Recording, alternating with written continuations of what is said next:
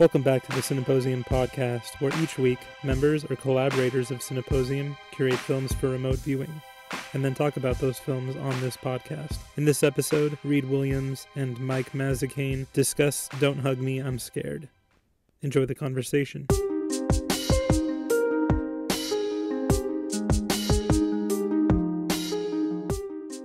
So today we've got myself, Reed Williams, Michael Mazzacane, Alex Apicella on the podcast because it's the 10th anniversary of the first video in the Don't Hug Me, I'm Scared web series, which is created by Rebecca Sloan and Joseph Pelling, who wrote and directed the bulk of the web series, obviously working with various collaborators and having kickstarted funding and sort of a iterative production cycle between the first and then what would be the final 6th episode. So even though it's the 10th anniversary of just the first one, we're going to be talking about the entire series because, there is definitely a bit of an arc to it and they explore kind of variations on a theme, I would say. So it feels fitting to talk about multiple of the series instead of just focusing on the first one, although the first one is great. But anyway, yeah, let's just give a little more context on this before we dive into talking about the meat of the series itself. So if you haven't seen Don't Hug Me, I'm Scared, go ahead and watch it before you listen to this. But I guess just a brief sort of overview is it's basically, as Mike put it, a Jim Henson fever dream, I think is what you messaged me.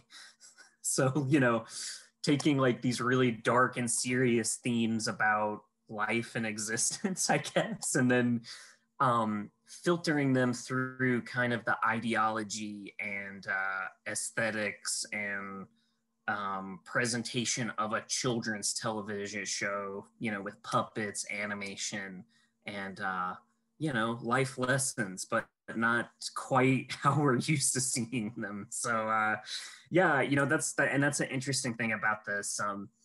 If you want to find out more about the production itself, there's quite a bit online. Is basically these two people met while they were at school and got this web series going, and then it was a huge viral hit. So they were able to keep raising the money to finish out this series. So, and as Mike also mentioned earlier, I'm just taking all your content, Mike. Hopefully that's okay. But he mentioned that is getting picked up as a Channel 4 television show that was announced last year. And that's like a big British network, right, Mike? Okay. Well, one, I'm an American, so my understanding of British TV is not the best. But Channel 4 is, I believe, technically an independent television network that's run by ITV4. But yeah, it's like British TV. Basically, it is not like the terrible mess that is American television that we have to come up with an entirely new distribution mechanism to control. But yeah, it is a over-the-air British television channel.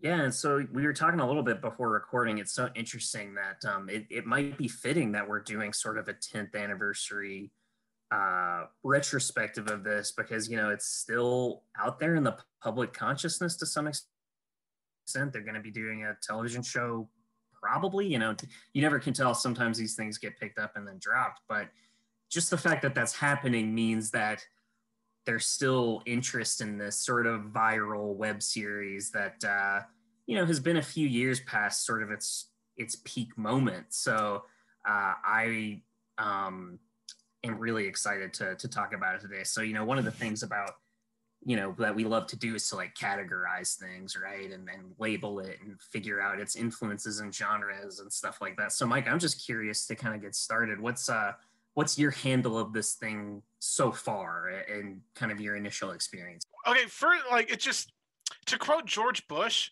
that's some weird shit. And also to quote YouTube user AWHXNIK, that's a word that would be a word you verbalize somehow. But imagine a child clicking on this thinking it's Elmo or something with a series of, I believe those are the joy cry emojis. And it's just Yeah, yeah.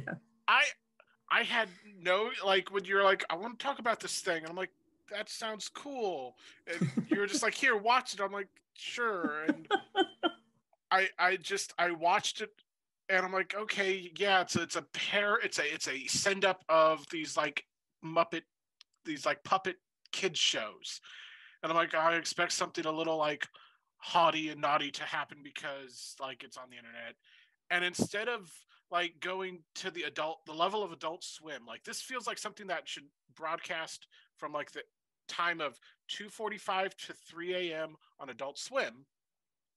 It kind of goes there, and then it goes further into where basically like the existential dread of like postmodern society and late capitalism just slowly consume you as a person, because like all these items fail to cohere reality in some way, and it's some it's some weird shit.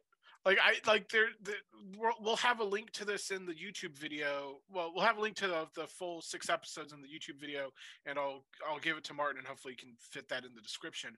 But it's just like, yeah, this is it. It's the kind of internet content that I would think of from like a mid 2010s sort of being. Well, like it started in 2011 and ended in 2016. But yeah, like I don't know where we're gonna fit this in, but like apparently some kid like committed credit card fraud to help back one of the Kickstarters. I didn't know that. That's amazing. Like I don't know how I how did you find this? Because like it's like, how did you find Oh this, and yeah. how did you watch this? Because like I Yeah. watched it all as one thing. Like, did you like Yes. find this earlier and then like it's I didn't. No, I'm glad you asked that, because I think it is an important consideration for probably like how you think about this, and how you first sort of took it in. Because yeah, I didn't come to this like right when it was first coming out. I wasn't like waiting for these next installments. I just had a friend kind of introduce it to me when we were going down one of those like YouTube rabbit hole nights you go down with your friends, where it's like, check this video out, check this video. You're just like trading videos. So they're like, oh, check this out. And it blew my mind, and I became like obsessed with it.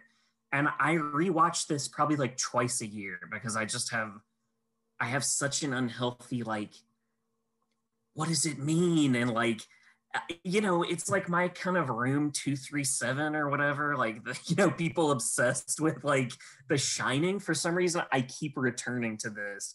And like you said, it's like at first it kind of does seem like Adult Swim, like, oh, this is more of a parody of like kids' children's shows. Like they're making fun of it by, just adopting the form, kind of like Moral Oral or like any of their other shows. But this, then, it feels more like satire, just because of the substance of it, and like how there is kind of some social critique, and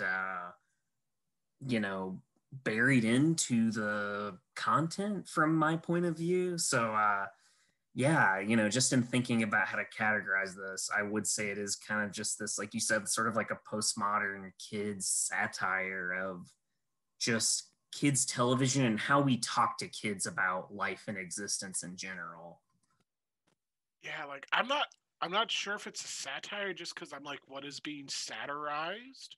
But like the aesthetically, everything about this is like totally Dadaist, like the work of. Oh, interesting. Yeah. Because it's all so excessive and surreal. And it just, yeah. Yeah, I could see that. That's interesting.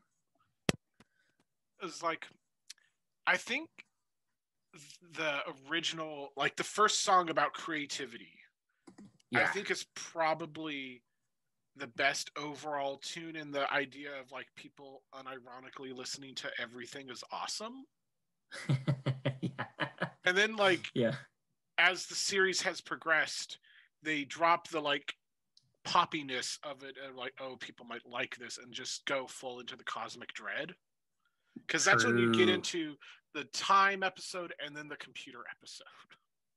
Right, And it's just right. like there is a serialized narrative. I wasn't expecting that. I thought it was just going to be like 6 episodes of just random surreal happenstance, and instead like Right. it's there is a narrative that I like. It made me want to keep watching because I was like, oh wait, like the duck man disappears first, and then like that follows through to episode, I want to say it's 3 or 4, and so on. I'm like, oh wait, there's actually narrative here, which I feel like calling it Right. narrative is the wrong word because it's not really a narrative. It's more like a series of Sure. surreal shorts. But like, I'm also one of those really pedantic, like, let's think about the like, what is the proper use of words person. But it's just like, Right.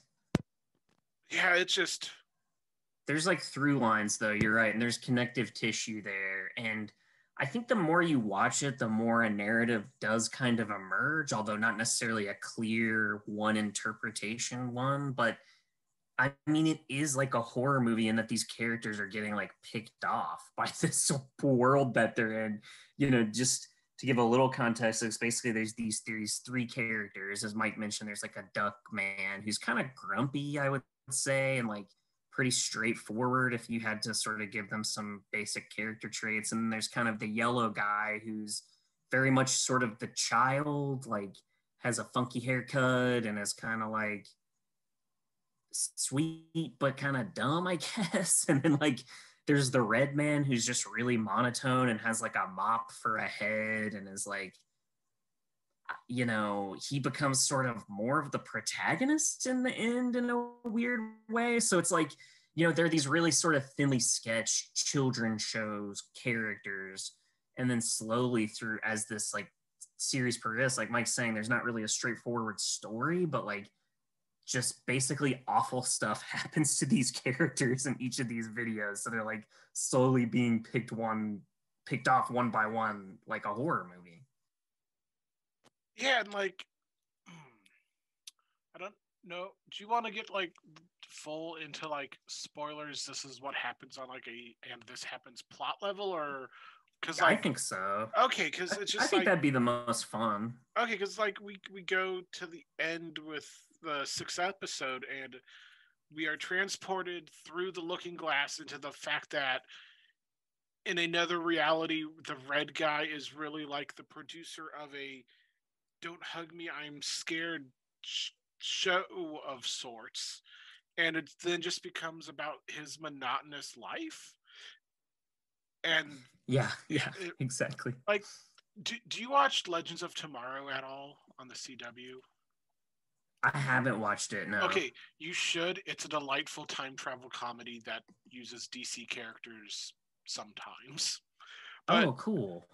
in the last season, they end up rewrite they go into Greek myth and like the rules of fate, and the 3 witches come into play, and basically they use the loom of fate to rewrite reality where they all become written into TV shows, and it becomes this pastiche of network television in a rather Oh, delightful that way. sounds great. Yeah, that sounds amazing, honestly. But basically, they fall into a less like monotonous version of what Red Guy's reality is, because like the reality outside of the TV show Legends is a send up to 1984, because of course it is. Oh, got it. And in this one, it's just our sort of reality. It's just everyone looks like Red Guy with the mop for a head. And yeah, exactly. I think it is worth noting that Red Guy is the only character to be acted by a person, whereas the other 2 characters are clearly works of puppetry. Yes, that's a great point.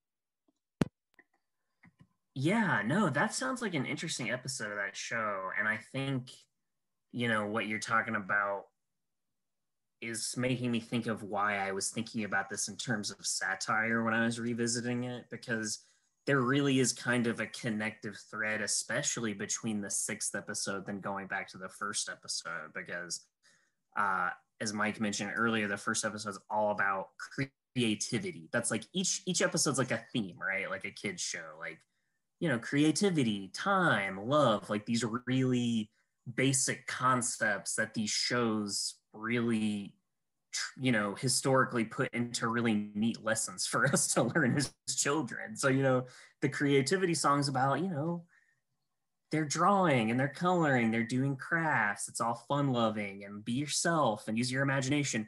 But for Yellow Guy, this the creativity, it's like a notepad or something, right? Yeah, it's like a sketchbook, and then Yeah. like as the song progresses, it's like, no, don't use green. Green isn't creative. Don't do Green this. is not a creative color. Yeah, and so like it's just it takes on a very everything is awesome sort of tone, but also but less kind of explicit in that way. It's just Right. so, Well, in that, oh, sorry, I didn't mean to interrupt. It's so no, go. Oh, I was just gonna say, and you know that exactly what you're pointing out is what you see in that 6th episode, because he's even, you know, there's a part where Red Guy, he's working this really soul crushing like 9 to 5 that he hates, and he's trying to kind of tell jokes at work. He wants to have sort of a, you know, a life as a creative person, you know, making things and performing. And so he gets up in this bar and is performing the first song live, and all these people are like, boo, boo, it's not very good, is it? Like basically what you can imagine is like YouTube comments like towards the show of people who didn't like it. And I feel like what the show is getting at is like, the world doesn't actually like creative people. Like, you know, creativity is such a valued trait, but I think they've done studies too. It's like the world is actually very uncomfortable with like creativity and non-conformity. You know, we like things to be really neat and packaged for us.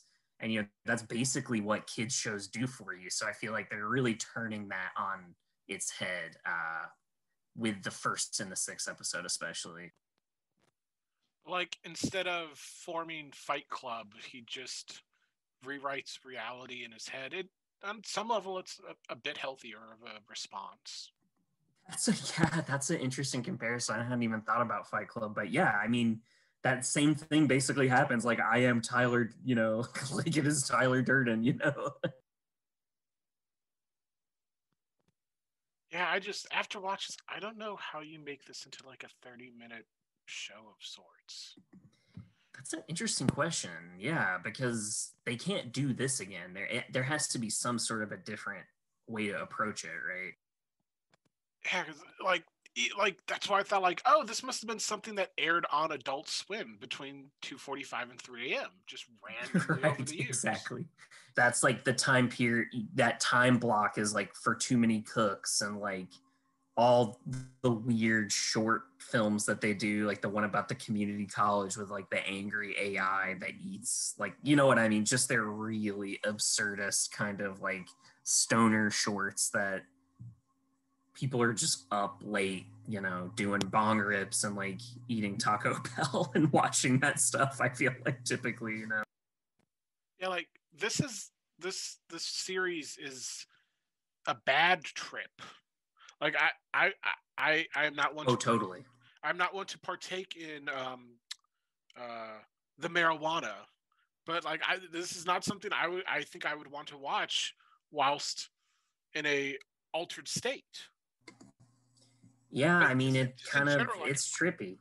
Like I don't even think I'd want to watch this if I was like sad or something. I just would like it is just things just get progressively more weird. Like the time episode, which is the second one, yeah, like that one is probably the most overall like horrifying in the idea of Oh, scary yes. images, because Oh, like, yes. we haven't mentioned this yet, but okay, the puppeteering and effects work is really good. Oh, it's amazing for like students and like a crowd-funded project. Like it's got a handmade feel, but it's all incredibly well done. Yeah, like the melting hands of Duck Guy in the time episode is just it's I'm pretty sure they just did the same stuff that excuse me that they did in Raiders of the Lost Ark. but it's still like Oh yeah, a very excellent effects work that just I kind of like. totally.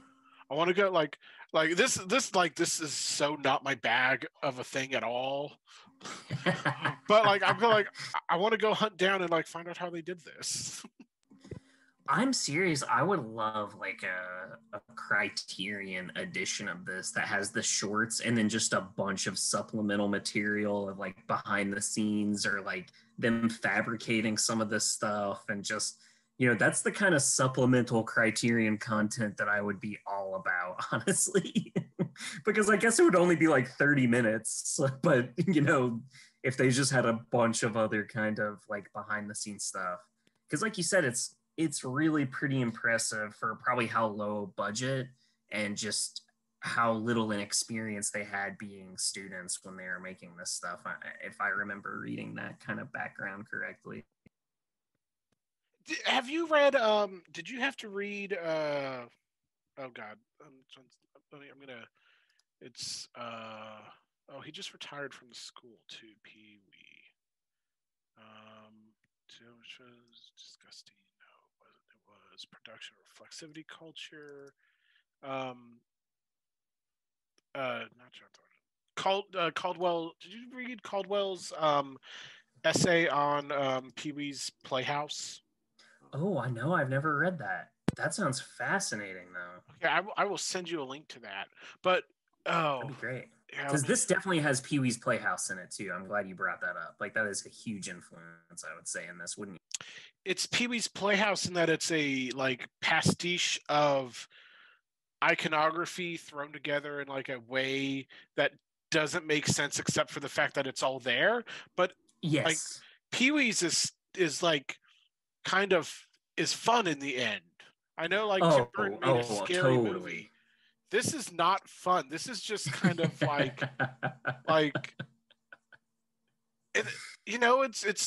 it's kind of like I kind of want to hug afterwards because I'm like I'm scared. This is what the fuck is this? So you would be hug me, I'm scared. That's more your bag. Not don't hug me, I'm scared. Hug me, I'm scared.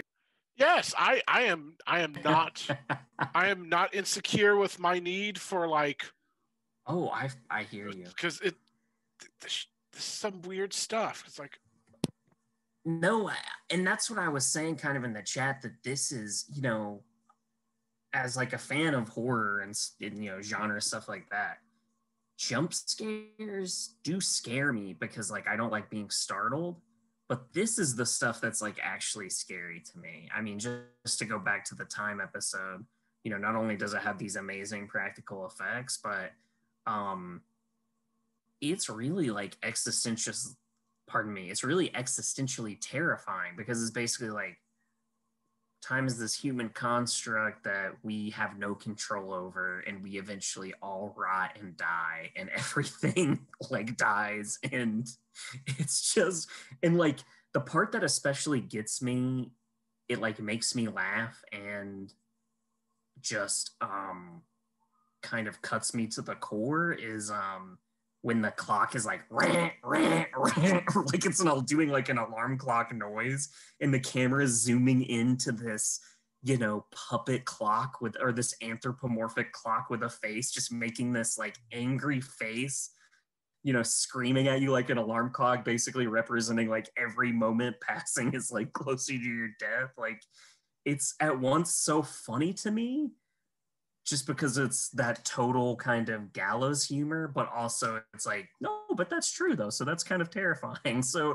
I mean, I don't blame you, that this is not a pleasant watch. This isn't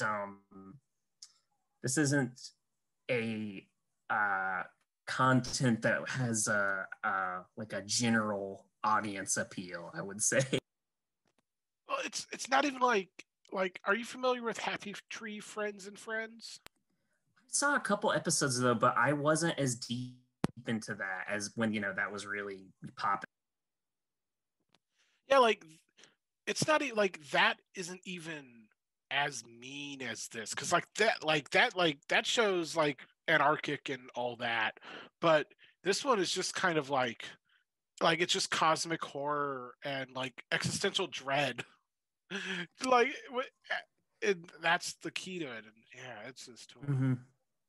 And it's, it's perfect. Like, I don't know. I could see how someone wouldn't like this because they're like, this is kind of gimmicky. You're taking this really dark humor and putting it in a kid's show. Like, it's kind of an easy kind of gimmick. But it's like, the thing is that it's perfect to actually explore these terrifying parts about life. It's perfect to do it through the eyes of a child because childhood, frankly, is very scary. Like, you get separated from your parents in the store, and like there are these big adults poking you, and like, I mean, I don't know, maybe I'm sort of projecting here, but like, for me, childhood was a very scary thing, and I'm sure for a lot of people. And so maybe that's part of why this personally really resonates for me, is because it's basically you're learning all the things that you start to realize about certain aspects of life. I don't want to make it seem like I'm all like a doom and gloom person, but you kind of learn that there's certain parts about life that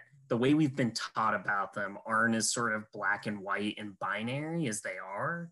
And I guess, I mean, I don't know that we necessarily plan on talking about these sequentially, but I think that really comes out in the love episode, where you also get, not only the cosmic horror and like existential dread, but it's basically like heterosexual monogamy. That's bullshit.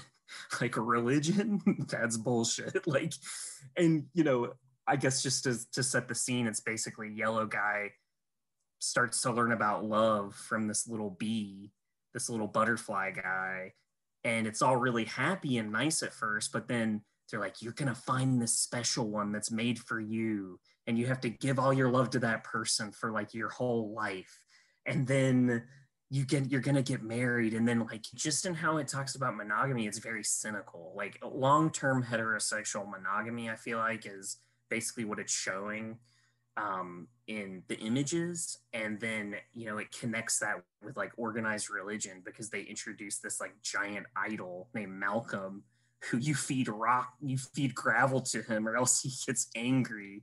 And so just at once they're making these really broad strokes at like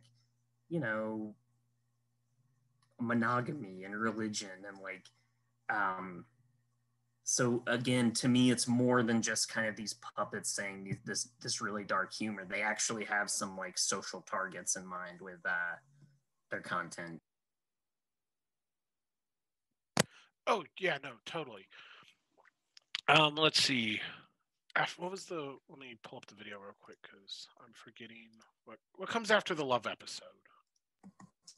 That one that's computer. I'm a computery guy. Oh yeah, that's the one where I really started going, oh, that's where the Duckman disappears at the end, and slowly everyone disappears. I think it's actually Redman disappears at the end of that one. Oh yeah, because he kind of like, he realizes he's basically in like a simulation. I don't know if we want to get into simulation theory. That's probably something we don't want to do. We'll let you guys look at Reddit boards about that, but that's what it makes me think of, is like, basically he learns that he's not in, that his perception of reality is that he's in a TV show, and his mind blows. And then we don't see the Red Man anymore until a later episode. Is that a fair way to put it?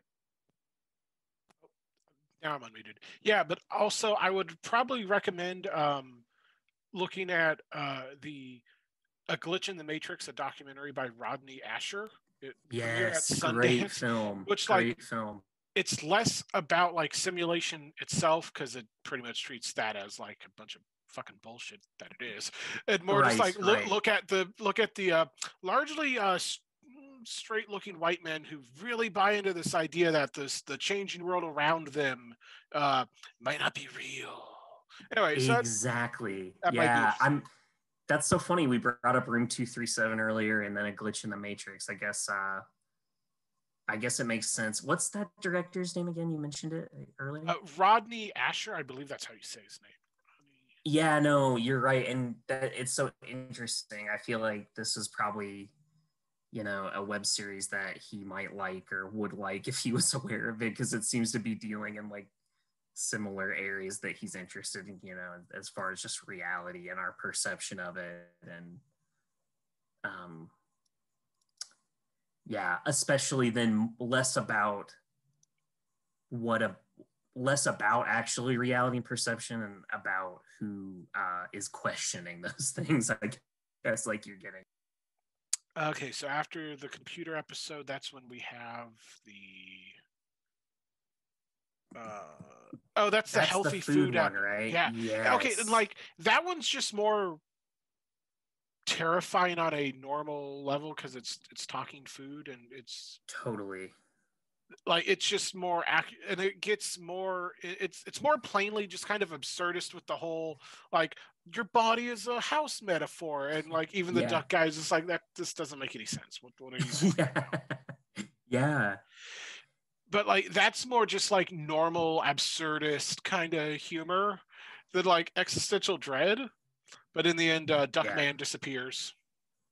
Exactly. Yeah. He's the next one who kind of realizes like something is weird is going on right now because I guess, that's something else we haven't talked about yet, but this is all taking course in the over a day. Like I think the date is the 19th.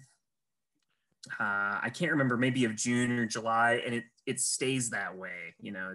This is all happening in the same day. And so by this point in the day, now that Red Man's gone, Duck Man is like, yo, something's not right here. These people are like sinister. And of course, by the end, he's the next one to get picked off. He's basically like manufactured into food that yellow guy ends up eating. Like this episode is really viscerally disturbing. And like I think maybe we can get Alex's input into this, but this reminds me a lot of like body horror. I mean, there's body horror elements throughout, but this is definitely the most sort of body horror episode. If we want to talk about sort of genre and subgenre, I was getting major kind of like, just bodies transforming and the guilt and shame we feel over our physical bodies like really comes out in this. Nope. Oh, you're Now, unmuted now again. I'm unmuted. I have it on the little switch. I'm like, oh yes, now I'm gonna talk. Anyway, yeah, no, it's like it. I'm glad it like the episodes follow a traditional like crescendo of a bad trip and things just go bad in the end. But I do like it. Totally. They do like not. Yeah, that's not right words. Like that crescendo allows they don't keep playing the same notes. It's not always like existential dread. True. It's different kinds of like horrifying stuff. Yeah, that's true. Yeah, that's true.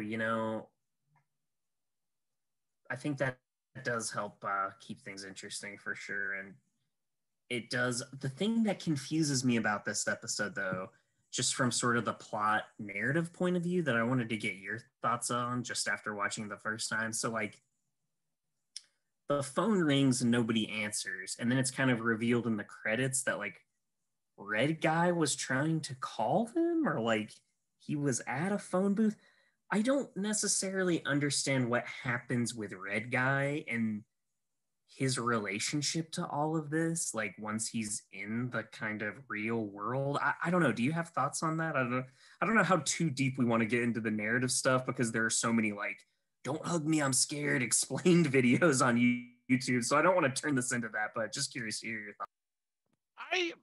I don't want. Oh God, I'm trying to not use a phrase that we used in the past 5 years to explain a very stable genius of a pan, but like as this kind of to me this Dadaist work of art, I'm not trying to like, and like it's also very postmodern. So like I'm not trying to like understand it through a coherent like Yes. language of symbolic orders. It's Sure, sure. like I can tell you what happened. I do not know Got it. what I do not want to ascribe meaning to any of it. That's fair. I think that's probably a good way to watch it because it becomes very surface level if you're just like kind of trying to narratology the thing. I don't even like this like my response though isn't to sit like try and foreclose that idea of like understanding what it means. Right, I don't want it to be taken that way, but it's just like my interaction is more like think even it as like how does it make me feel, man, and think about the pretty colors.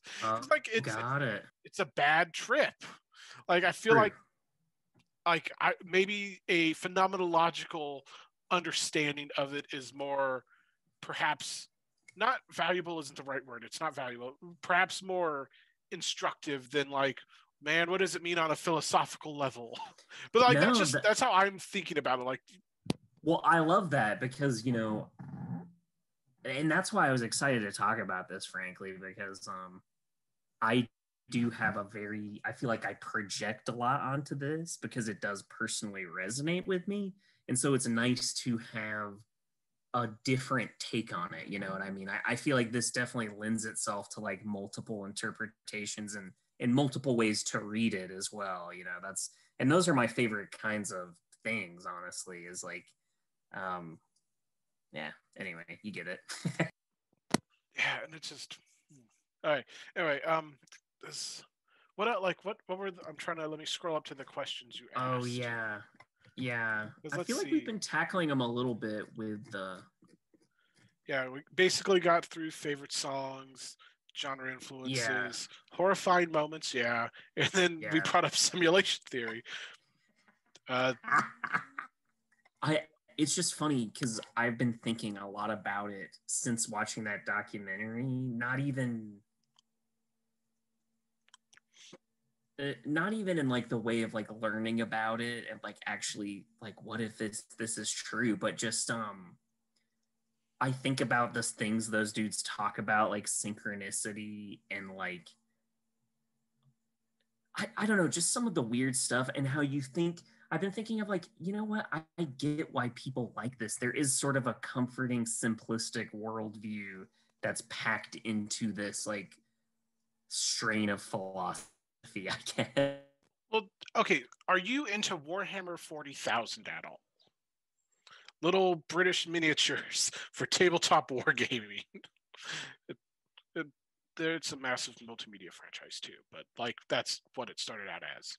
I know it's a tabletop game that has cool little figurines that people paint and stuff. Okay, I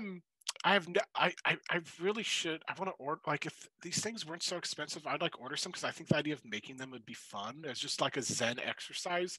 Yeah, people do that. My brother does that. Yeah, but so in Warhammer 40,000, it's just like it is the thing that came up. Like the idea of grimdark as a satiric mode. Like people talk about like, oh, dark and gritty, grimdark. Like that comes from 40K.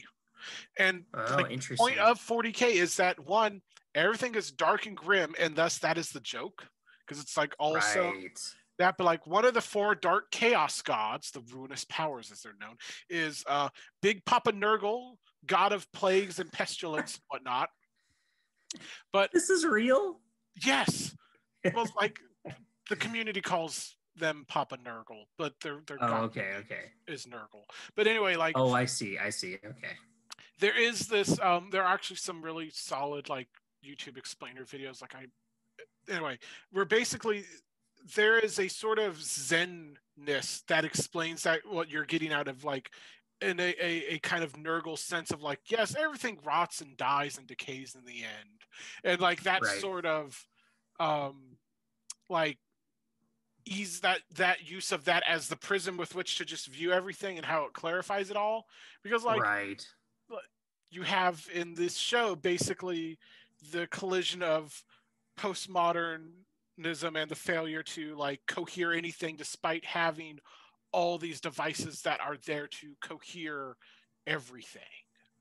And like there's this very Papa Nurgle-y sense of like, yes, this is like I'm thinking of this, I'm like, yes, yellow guy would totally like, you know what? I'm gonna throw myself at the feet of Nurgle, and that's just gonna be my raison d'etre for now on, and it'll make sense, and I'll just become like a plague monk or something. Yeah. Man, that's interesting because I like I said, my brother builds those figurines, but I don't know anything about the lore. But I feel like that philosophy is very appropriate, considering the tone of this stuff. Like, and the one thing though I would say, just to make it, not sound one note in that tone, is that I feel like there are kind of moments of, I guess, within this worldview that you would how would you put it? Like, I think. Oh, am I frozen? No, I'm not. No, frozen. you're good. Okay. Man, I'm blanking on the word, but there are some lighter moments. Let's just put it that way. There are some sort of lighter moments where you can see that it's not like necessarily completely nihilistic. I would say, like, there are moments where it's like it is ultimately a story about three friends in a way. And even in the love song, they make a joke about it, but they're like, oh, we saved this egg for you because, like, we're friends, we love you. And, like, there is something to be said in that. Again, maybe I'm like projecting and kind of psychoanalyzing the creators, but I mean, the fact that it's made by friends and features friends does make me think that there's like there is this, I guess, Papa Nurgle worldview, but there's stuff within that kind of garbage world that makes it nice to be in, I guess, if that's a fair assessment. Yeah, no, like honestly, Reed, I'm surprised you haven't gone into a Big Lebowski nihilist impression. But like, sounds exhausting. Well, yeah, but it's like that. The idea of friendship is kind of the thing that makes that like provides like once again like sane and emotional like impact. I don't like it does because like I'm very much like wrapped up in this idea of like I watched this all together in a single sitting. So like I'm not sure it would have that punch if you watched it when they were coming out, because like I kind of wanted to get like I don't know, maybe to wrap this up, we could wrap this up a bit, but like the gifts, because like Alex used one of the gifts in our group chat, and like I feel like this is a object that can be reduced to GIF form very well, and like both the idea of the GIF as something that totally decontextualizes and is any sort of meaning is that is generated from it is reliant on the context in which it is used, but also I feel like this is a show that you could put into a GIF form and still pack the same sort of punch, because of like, oh, Karl Marx was all like, history repeats itself, first as tragedy, then as farce, and like the looping nature of GIFs, like they just become kind of funny. They're like, at first they're just kind of sad, and then they just become kind of funny because they're constantly on loop. And this show is basically a big loop, really. I mean, at the end, the whole thing starts again, but with slightly different colored characters. So there is and again, the first episode and the last episode connect in kind of a circular way. So, I'm a big Coen Brothers fan. So I bought that Adam Naiman book about the Coen Brothers, that film critic for The Ringer, and just like super smart, well-versed film critic. And his big thing in that Coen Brothers book is about their obsession with the circular and the cyclical. And I think, that this series also has that same obsession. And so I wonder if that speaks to its ability to become a GIF, which has this kind of cyclical life cycle that you're getting at. Yeah, because it's I was thinking both like that, but also the spoilers for the Dark Tower series pentology. I don't know, like it's a lot of books, but basically like that's the commentary at the end of the Dark Tower series, but also to a degree the Matrix, but also there's another really good one. Oh well, I'm just gonna say, let's just pretend I went with the Matrix, because like apparently that's gonna be how they justify the Matrix 4's happening. Interesting.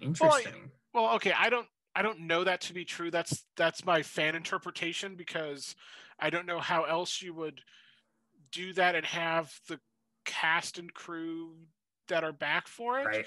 It's like Right. the Merovingian is going to be in this. Like, yeah. Right. Yeah, no, that'll be interesting. And that's coming out this year, right? Yes, that is a movie that is supposed to come out this year. Yeah, right. I know. Oh boy. Oh boy. Talk about bleak and depressing. We won't even get into the state of the industry. Yeah. Oh man. You're gonna have to come back, and we're gonna have to go visit the Cinerama Dome somehow. I know. I'm so depressed that I never saw anything there while I lived in there. When I lived in LA. Is it closed like for good or? Well, technically, it's a historical landmark, so the city could take it over or the state. Oh. But there's like people are for some reason hoping that Apple comes in and buys it when like Apple's like What? Why? Well, because like Netflix has bought up the Egyptian theater, and so like like the streamers need theaters that will play their shows in That's LA true. and New York for Oscar consideration. Oscar, yeah, And yeah, so, that's a and good like point.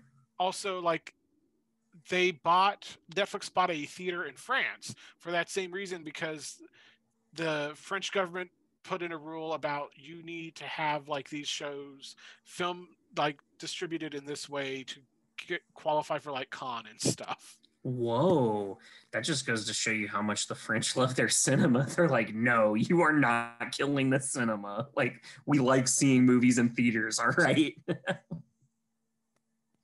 Yeah.